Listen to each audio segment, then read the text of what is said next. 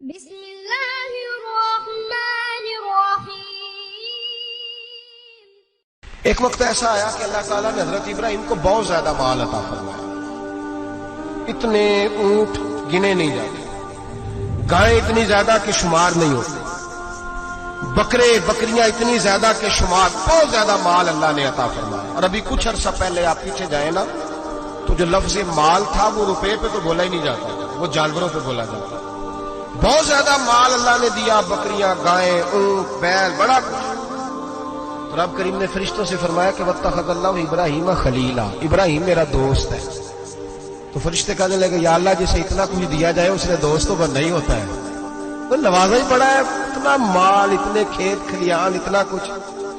اللہ کریم نے فرمایا جاؤ آزمائش کر لو، امتحان لے لو۔ فرشتہ امتحان لینے پہنچ گیا۔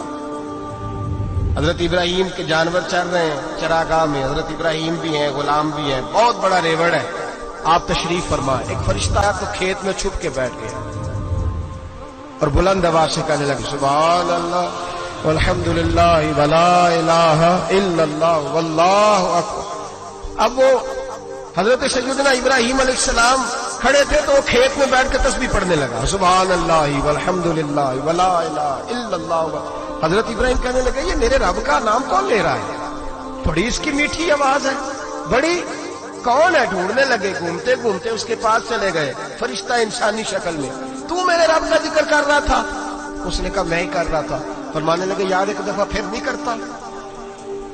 تو کہنے لگا ابراہیم پہلے تو میں اپنی مرضی سے کر رہا تھا، تو کہتا ہے تو پیسے لگیں گے، پیسے ہیں تو کر دیتا ہوں۔ حضرت ابراہیم کہنے لگے بول تو کیا لے گا؟ میرے اللہ کا ذکر سنانے کا کیا لے گا؟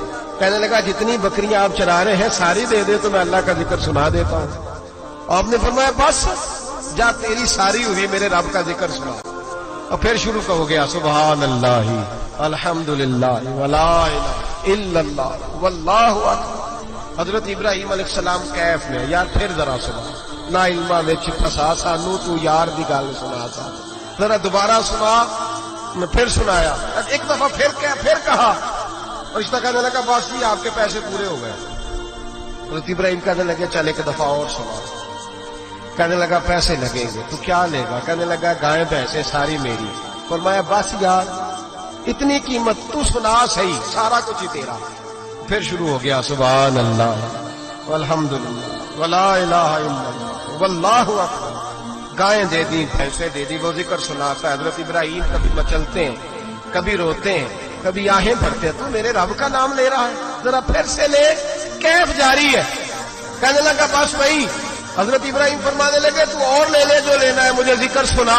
اس نے کہا ابراہیم بکریاں میں لے چکا، گائے بھینسیں میں لے چکا، اونٹ رہ گئے، سارے لے لوں گا پھر ذکر سناؤں گا۔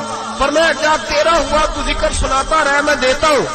دے دیا، کچھ دیر ذکر کیا تو اب خاموش ہو گیا۔ حضرت ابراہیم خلیل اللہ علیہ السلام فرمانے لگے ذکر سنا۔ کہنے لگا ابراہیم اب تیرے پاس دینے کو کیا ہے؟ ہر چیز تو میں لے چکا۔